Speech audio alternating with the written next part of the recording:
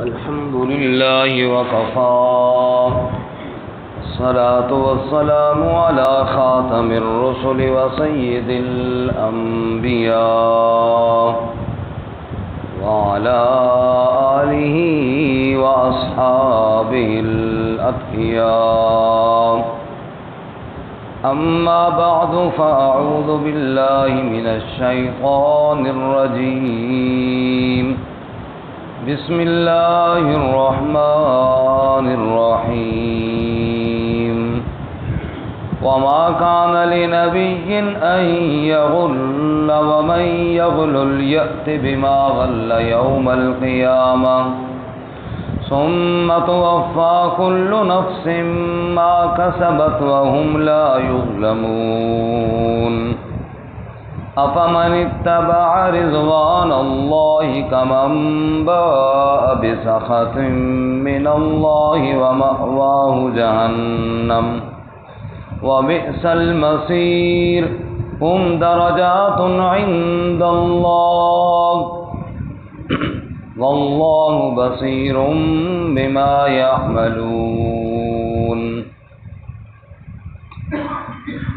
وما كان لنبي أن يغل اور نہیں جائز کسی نبی کے لیے کہ وہ خیانت کرے وَمَن يَغْلُلْ يَأْتِ بِمَا غَلَّ يَوْمَ الْقِيَامَةِ اور جو کوئی خیانت کرے گا وہ لائے گا جو خیانت کی قیامت والے دن ثُمَّ تُوَفَّى كُلُّ نَفْسٍ مَا كَسَبَتْ پھر پورا بدلہ دیا جائے گا ہر نفس کو جو اس نے کمایا وَهُمْ لَا يُظْلَمُونَ اور وہ ظلم نہ کیے جائیں گے أَفَمَنِ اتَّبَعَ رِضْوَانَ اللَّهِ کیا بس وہ شخص جس نے اتباع کی اللہ کی رضا کی كَمَن بَاءَ بِسَخَطٍ مِّنَ اللَّهِ کیا اس شخص کی طرح ہو سکتا ہے جو لوٹا اللہ کی ناراضگی کے ساتھ وَمَأْوَاهُ جَهَنَّمُ اور ٹھکانہ اس کا جہنم ہے وَبِئْسَ الْمَصِيرُ اور وہ برا ٹھکانہ ہے ہم درجات عند اللہ ان کے درجے ہیں اللہ کے ہاں واللہ بصیر بما يعملون اور اللہ تعالیٰ دیکھنے والا ہے اس کے ساتھ جو وہ عمل کرتے ہیں سبحان ربک رب العزت عما یصفون وسلام علی المرسلین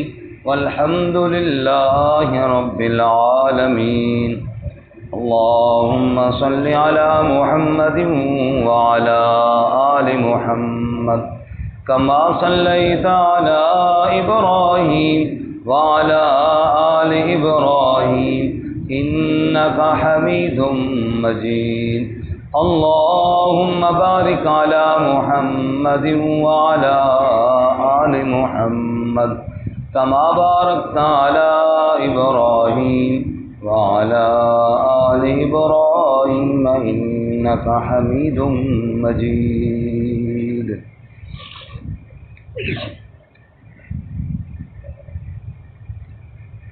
معزز سامعین سورہ آل عمران کا 17واں رکوع آیت نمبر 161 162 اور 163 آپ کے سامنے تلاوت کی ہیں اللہ رب العزت ان کے مطابق صحیح بیان کی توفیق عطا فرمائے اور ہمیں قرآن و سنت پر عمل کرنے کی توفیق عطا فرمائے اس سے قبل غزوہ احد کا واقعہ تقریباً اس کی وجوہات اور اس میں پیش آنے والے تکالیف کا تذکرہ آپ نے سنا کیونکہ جہاد میں مال غنیمت کے مسائل بھی ہوتے ہیں اور مال غنیمت اس مال کو کہتے ہیں کہ جو جہاد کے بعد دشمن کے ہاتھوں دشمن سے رہ جائے اور وہ مسلمانوں کے ہاتھوں میں لگ جائے، اس کو مال غنیمت کہتے ہیں۔ اس کی تقسیم کا مکمل اختیار اللہ اور اس کے رسول صلی اللہ علیہ وسلم کے پاس ہے، جیسا کہ سورہ انفال میں ہے یسألونک عن الانفال قل الانفال للہ والرسول، مال غنیمت کا حق اللہ اور اس کے رسول کے پاس ہے، چونکہ آپ صلی اللہ علیہ وسلم سے پہلے مال غنیمت کا طریقہ یہ تھا کہ اس کو ایک مقام پر رکھ دیا جاتا اور آسمان سے بجلی آ کر اس کو جلا دیتی تھی، یعنی استعمال کرنا جائز نہیں ہوتا تھا، اور یہ نشانی ہوتی تھی اس کے قبول ہونے کی، بجلی نے جلا دیا گویا کہ اللہ کی بارگاہ میں قبول ہو گیا۔ اللہ رب العزت نے احسان فرمایا اس امت پر کہ مال غنیمت کو استعمال کرنا مجاہدین کے لیے جائز قرار دے دیا، یہ اللہ کا بہت بڑا احسان تھا۔ اب اس کی تقسیم کیسے ہوگی، جیسے اللہ بتائیں گے ویسے ہوگی، اس لیے سورہ انفال میں فرمایا کہ اللہ اور اس کے رسول کو حق ہے۔ مجاہدین سے فرمایا فاتقوا اللہ واصلحوا ذات بینکم، تم اللہ سے ڈرتے رہو اور آپس میں صلح رکھو، یعنی جب ایک آدمی کو پتہ ہو نا کہ یہ چیز میری نہیں ہے، یہ کسی اور کی ہے، اب اس میں سے مجھے جتنا وہ دے گا میں راضی ہوں گا، لیکن جب میں سمجھوں گا کہ یہ میری ہے پھر اس میں جھگڑا ہوگا۔ پہلے بتایا کہ تمہاری نہیں ہے، اللہ اور اس کے رسول کی ہے، لہذا تمہیں جتنا مل جائے تم اسی پر قناعت کرو تاکہ جھگڑا اس میں نہ ہو۔ اب اللہ اور اس کے رسول کے احکامات میں یہ ہے کہ مال غنیمت کے 5 حصے کیے جائیں، اور 5ویں حصے کو خمس کہتے ہیں، وہ اللہ اور اس کے رسول کا ہے، یعنی نبی پاک صلی اللہ علیہ وسلم کی زندگی مبارک میں آپ کے گھر کا خرچہ آپ صلی اللہ علیہ وسلم کے رشتہ داروں کو اس سے دیا جاتا تھا، اسی طرح پھر بعد میں غریبوں مسکینوں کا وہ حق ہے، اور باقی جو 4 حصے ہیں وہ مجاہدین میں تقسیم ہوں گے۔ اب جب تک مال غنیمت تقسیم نہ ہو جائے اس میں سے کوئی چھوٹی سی چھوٹی چیز بھی لینا جائز نہیں ہے، پہلے سارا مال اکٹھا کیا جائے، یعنی یہ نہیں کہ کسی کو کوئی چیز پسند آئے تو وہ اس میں رکھ لے، نہ، سارے مال کو اکٹھا کیا جائے، اس کے بعد جہاد کا جو امیر ہوگا وہ سارا مال تقسیم کرے گا، اور تقسیم کے بعد جس کے حصے میں جو چیز آئے پھر وہ استعمال کر سکتا ہے۔ اس سے پہلے، تقسیم سے پہلے اگر کوئی چیز اس میں سے اٹھائے گا تو وہ ہوگی خیانت۔ وہ کیا ہوگی جی؟ خیانت ہوگی، اور جو خیانت کرے گا وہ دن قیامت کے اپنی اس خیانت کا بوجھ سب کے سامنے اٹھا کر لائے گا۔ ارشاد فرماتے ہیں ما کان لنبی ان یغل، نبی کے لیے نہیں جائز کہ وہ خیانت کرے۔ اس کے لیے کیوں بتایا؟ مفسرین فرماتے ہیں کہ مال غنیمت کی تقسیم سے پہلے اس مال میں سے کوئی چیز اٹھانا اتنا بڑا جرم ہے کہ کسی نبی کے لیے بھی جائز نہیں ہے، یعنی تقسیم سے پہلے نبی کے لیے وہاں سے اٹھانا مال بھی جائز نہیں ہے، عام آدمی کے لیے کہاں جائز ہوگا؟ یعنی یہ اس حکم کی شدت اور سختی کو بیان کرنے کے لیے نبی کا ذکر فرمایا، اور یہ بالکل گویا کہ اسی طرح ہے جس طرح اللہ تعالیٰ شرک کی مذمت کرتے ہوئے انبیاء کا تذکرہ کرتے ہیں، اور ارشاد فرماتے ہیں وَلَوْ أَشْرَكُوا لَحَبِطَ عَنْهُمْ مَا كَانُوا يَعْمَلُونَ، یہ میرے نبی بھی شرک کرتے تو میں ان کے اعمال بھی ضائع کر دیتا۔ یہ اس حکم کی شدت اور سختی کو بیان کرنے کے لیے اللہ نے انبیاء کا ذکر کیا، ورنہ نبی شرک کہاں کرتے ہیں۔ اسی طرح اللہ اپنے نبی صلی اللہ علیہ وسلم کو فرماتے ہیں لئن اشرکت لیحبطن عملک، اگر آپ نے شرک کیا تو ہم آپ کے عمل بھی ضائع کر دیں گے۔ یہ اس حکم کی شدت اور سختی کو بیان فرماتے ہیں۔ ایسے یہاں بھی فرمایا ما کان لنبی ان یغل، کسی نبی کے لیے بھی جائز نہیں ہے کہ وہ مال غنیمت کی تقسیم سے پہلے وہاں سے کوئی چیز اٹھائے، کسی نبی کے لیے بھی جائز نہیں ہے۔ اور بعض مفسرین نے اس کی شان نزول میں یہ واقعہ بھی لکھا ہے کہ ایک چادر تھی مال غنیمت میں اور وہ نہ ملی، تو بعض لوگوں کے ذہن میں یہ خیال آیا کہ شاید نبی صلی اللہ علیہ وسلم نے اپنے لیے وہ لے لی ہو، تو فرمایا نہ، تقسیم سے پہلے نبی پاک اس میں سے کچھ نہیں اٹھاتے، نہ آپ کے لیے اٹھانا جائز ہے۔ جب تک مال غنیمت تقسیم نہ ہو جائے تب تک کسی کے لیے بھی اس میں سے حصہ لینا جائز ہے نہیں۔ اور یہ تو مال غنیمت کی خیانت کو بیان کیا اور بڑی سختی کے ساتھ بیان کیا، اور اس کے بعد پھر عام خیانت ہے، کوئی کسی کی چیز ناجائز نہ حق کوئی بھی چھوٹی سی بھی اٹھائے گا تو دن قیامت کے وہ اس خیانت کا بوجھ اور خمیازہ سب کے سامنے اٹھا کر لائے گا۔ اس لیے فرماتے ہیں وَمَن يَغْلُلْ يَأْتِ بِمَا غَلَّ يَوْمَ الْقِيَامَةِ، جو بھی خیانت کرے گا، یأت بما غل یوم القیامہ، وہ قیامت والے دن اپنی خیانت کو سامنے لے کر آئے گا۔ رسول اللہ صلی اللہ علیہ وسلم نے ارشاد فرمایا، ایک آدمی نے کسی کی بکری چوری کی خیانتاً، چوری بھی خیانتاً، دن قیامت کے وہ کندھے پر اٹھا کر لائے گا اور لوگ دیکھیں گے کہ یہ چور ہے، اس نے خیانت کی ہے۔ اور ایک حدیث میں آتا ہے آپ صلی اللہ علیہ وسلم نے ارشاد فرمایا، بڑا خائن وہ ہے جو پڑوسی کے کھیت میں یا اس کے گھر کی زمین میں خیانت کرے۔ اب پڑوسی کا کھیت بڑا، اب اس میں غور کریے نا، پڑوسی کا کھیت اس لیے بتایا کہ عموماً وہاں خیانت کرنا آسان ہوتا ہے، یہ میری زمین ہے، یہ ساتھ والے کی زمین ہے، ادھر کوئی فصل کھڑا ہے میں چپ کر کے جناب اٹھا لیتا ہوں۔ عموماً ایسے ہوتا ہے دیہاتوں میں، مثلا تربوز لگے چپ کر کے تربوز اتار لیا ساتھ والی کھیت سے اجازت کے بغیر، یہ ہے خیانت۔ اللہ کے نبی صلی اللہ علیہ وسلم نے واضح طور پر پڑوسی کے کھیت کا ذکر فرمایا۔ اچھا، دوسری بات پڑوسی کی زمین، اور فرمایا جس نے پڑوسی کی زمین میں ایک بالشت کے برابر بھی خیانت کی، دن قیامت کے 7 زمینوں کا طوق اس کے گلے میں ڈالا جائے گا۔ یہ تھوڑی سی زمین، عموماً ہم نے دیکھا بننا جو ہوتا ہے نا، بننا، اس کو ہل چلاتے ہی تھوڑا سا رگڑ لیتے ہیں۔ ایک تو یہ ہے نا کہ بڑی خیانت کی کسی کی زمین پہ قبضہ کرنا وہ الگ چیز ہے، یہ جو تھوڑی سی خیانت ہے کہ وہ تھوڑا سا بننا رگڑ کے اپنی زمین کے ساتھ شامل کر لیا، بس یہ یہاں پہ دیوار تھی یہاں تھوڑی کر دی، یہ ہے چھوٹی موٹی خیانت۔ اللہ کے رسول صلی اللہ علیہ وسلم نے ارشاد فرمایا، جس نے اتنی چھوٹی موٹی زمین کی خیانت کی، نیچے سے 7 زمینوں کی مٹی اور بوجھ اس کے گلے میں ڈالا ہوگا، اور دن قیامت کے ساری کائنات کے سامنے وہ ذلیل اور وہ رسوا ہو رہا ہوگا، اس نے خیانت اور چوری کی تھی اور اس نے زمین دوسرے کی ہتھیائی تھی اور قبضے میں لی تھی۔ نعوذ باللہ من ذالک، اللہ تعالیٰ ہماری حفاظت فرمائے۔ آمین۔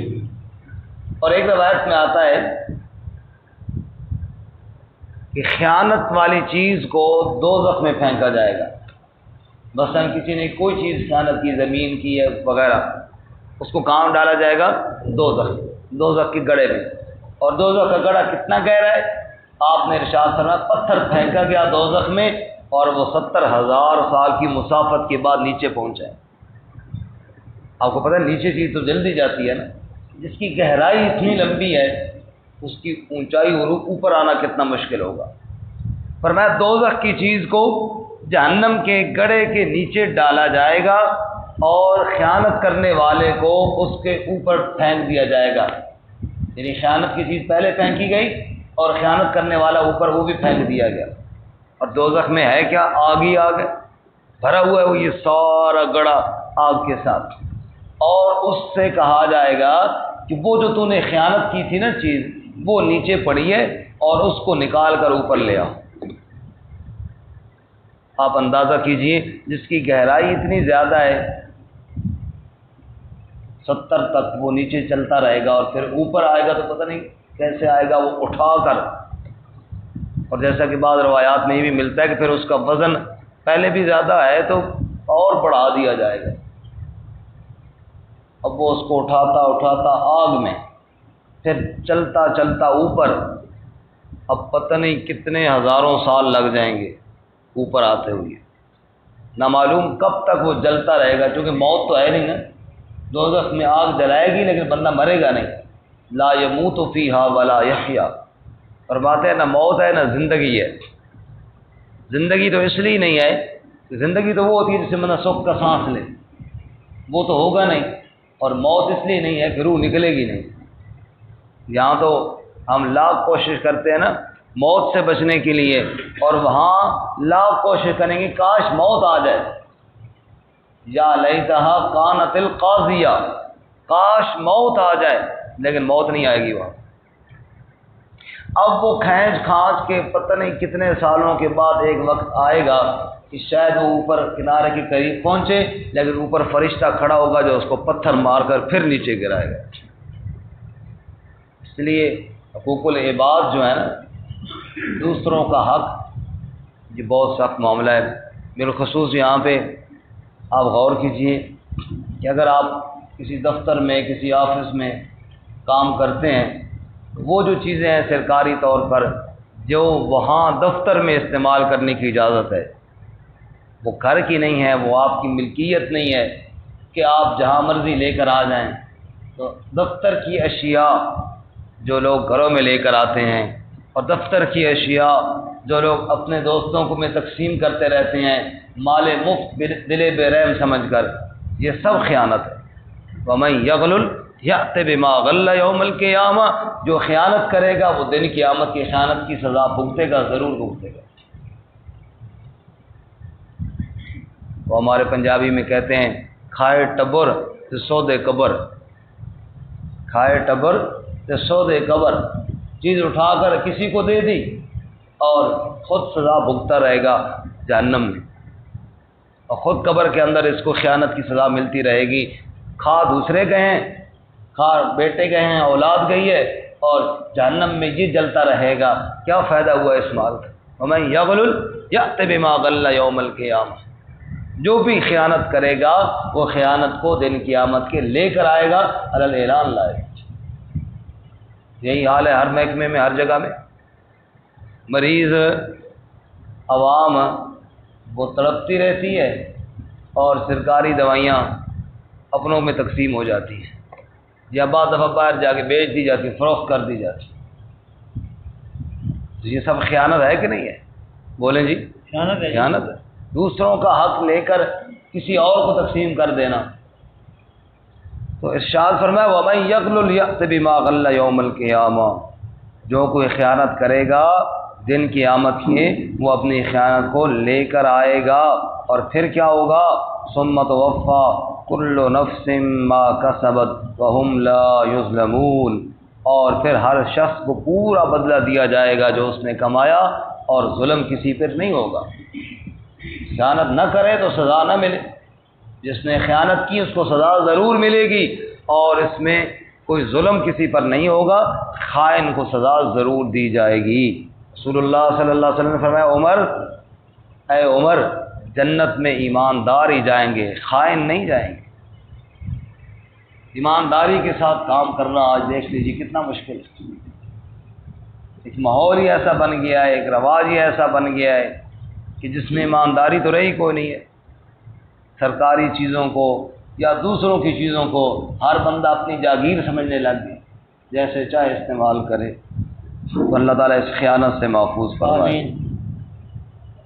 کہاں وہ سنہری دور تھا، ابو ہریرہ رضی اللہ تعالیٰ عنہ کو مدینے کا امیر مقرر کیا گیا۔ جنگل میں گئے، گھر کے لیے لکڑیاں اٹھائیں، کاٹیں، اور امیر صاحب نے خود باندھا اور لکڑیوں کو اکٹھا اٹھا کے آ رہے ہیں۔ اب مارکیٹ میں سے گزرے تو لوگ کچھ کھڑے تھے، بیچ میں سے گزرنا تھا، ابو ہریرہ نے وزن اٹھایا ہوا، تو آواز دیتے ہیں بھائی اپنے امیر کو راستہ دے دو ذرا، امیر کو راستہ دے دو۔ اور لوگوں نے کہا حضرت ہم اٹھاتے ہیں۔ فرمایا نہ، یہ وہی اٹھائے گا جس کے بچے روٹی سالم کھائیں گے، میں نے اپنے گھر کے لیے لے کر جانا ہے، میں خود ہی اٹھا کر لے جاؤں گا، تم کیوں اٹھاؤ گے؟ صرف مجھے راستہ دے دو۔ یعنی اس طرح وہ محنت کر کے اور اتنے عہدے پر ہوتے ہوئے کبھی عہدے کا انہوں نے فائدہ نہیں اٹھایا کہ جناب اپنے عہدے سے دنیا کا کوئی فائدہ اپنے لیے اٹھائے۔ اتنی دیانت کے ساتھ کام کرنے والے کیا فرماتے ہیں وَمَا كَانَ لِنَبِيٍّ أَن يَغُلَّ، نہیں جائز نبی کے لیے کہ وہ خیانت کرے۔ وَمَن يَغْلُلْ يَأْتِ بِمَا غَلَّ يَوْمَ الْقِيَامَةِ، اور جو کوئی خیانت کرے گا وہ قیامت والے دن لے کر آئے گا جو خیانت کی ہے۔ ثم توفا کل نفس ما کسبت، پھر پورا بدلہ دیا جائے گا ہر نفس کو جو اس نے کمایا، وہم لا یظلمون، اور وہ ظلم نہ کیے جائیں گے۔ افمن اتبع رضوان اللہ کمن باء بسخط من اللہ، کیا بھلا وہ شخص جو اللہ کی رضا کی اتباع کرنے والا ہے اس شخص کی طرح ہو سکتا ہے جو اللہ کی ناراضگی کے ساتھ لوٹنے والا ہے؟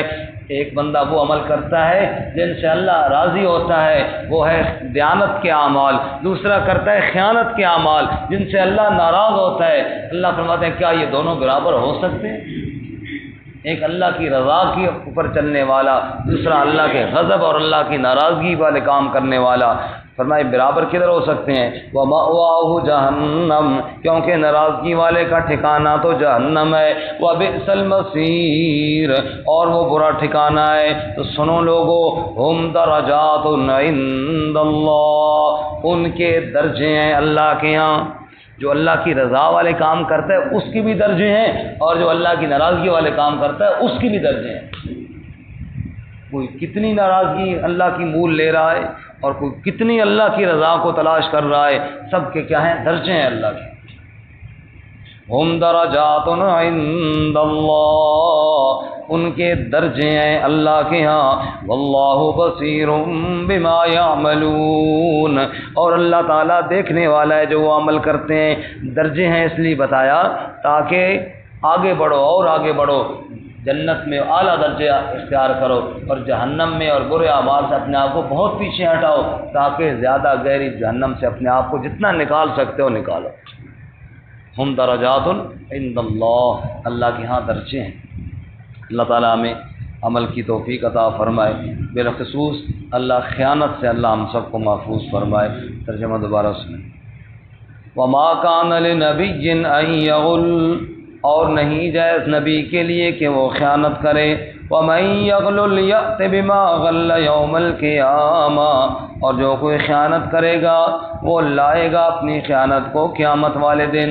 ثم توفی کل نفس ما کسبت، پھر پورا بدلہ دیا جائے گا ہر نفس کو جو اس نے کمایا۔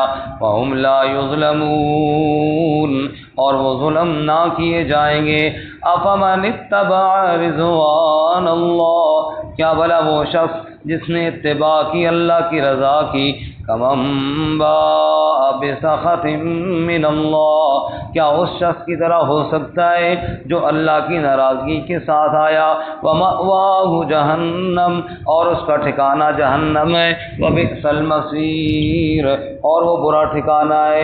ہم درجات عند اللہ، ان کے درجے ہیں اللہ کے ہاں۔ واللہ بصیر بما یعملون، اور اللہ تعالیٰ دیکھنے والا ہے اس کے ساتھ جو وہ عمل کرتے ہیں۔